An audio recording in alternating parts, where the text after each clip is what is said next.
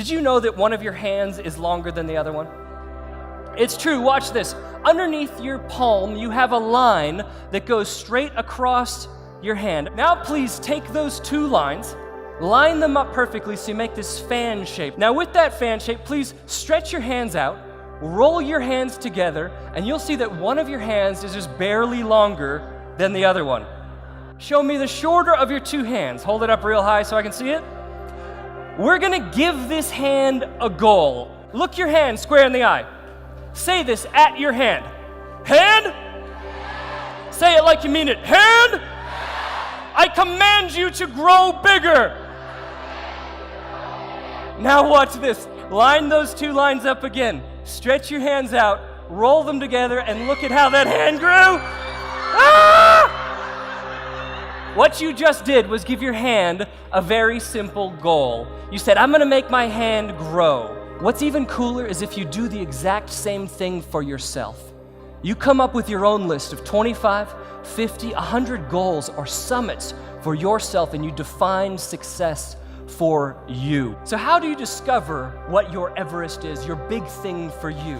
It's real simple. Take a giant piece of paper, draw 3 huge circles on it. The first circle, you write down everything you're talented in. The second circle, you write down everything you're passionate about.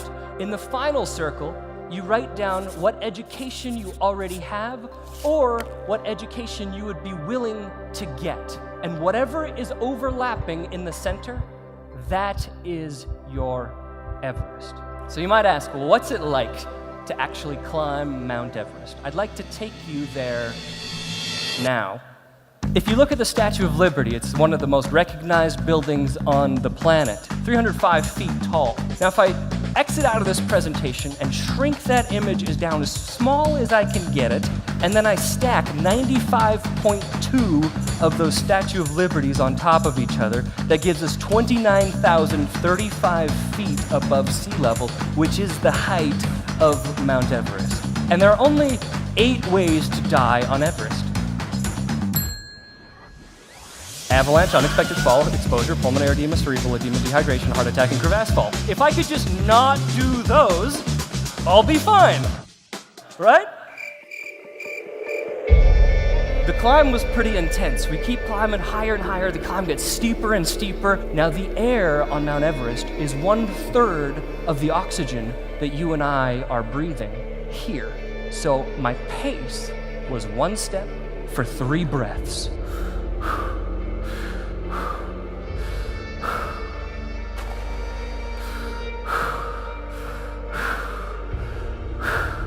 I thought, man, there's no way I'm gonna make it up to the summit.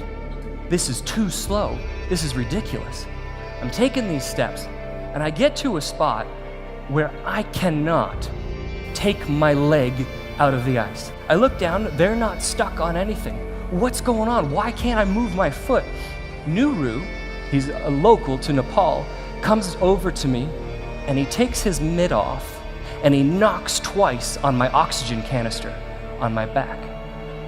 Normally, it would make a noise like thunk, thunk, showing that there was oxygen in it, that it was full. He goes, ping, ping, and he says, "Sir, very bad news. You have no air.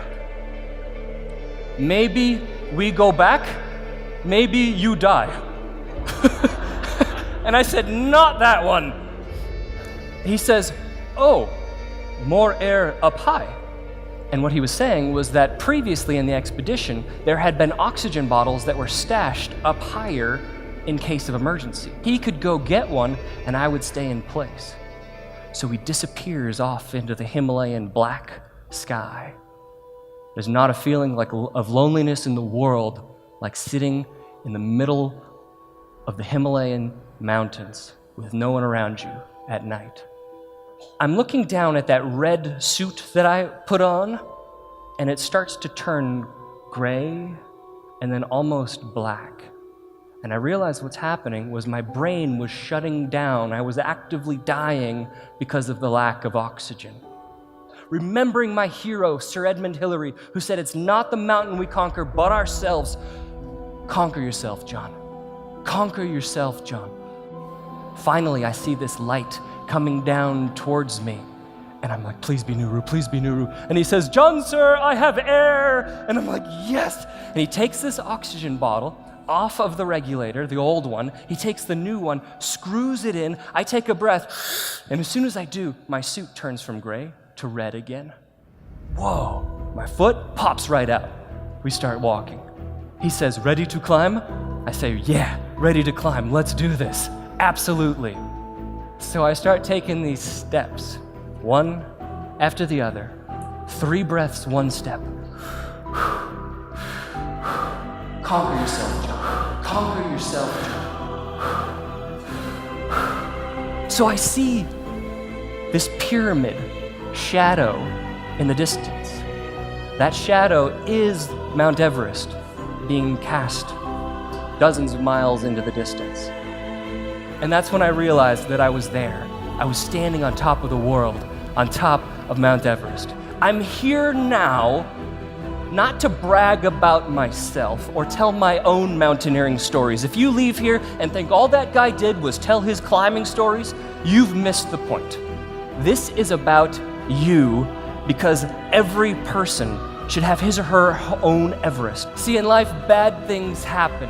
There are challenges, but do not have a case of excusitis where you have this disease that things are too hard, too difficult, or that you're not good enough for whatever reason.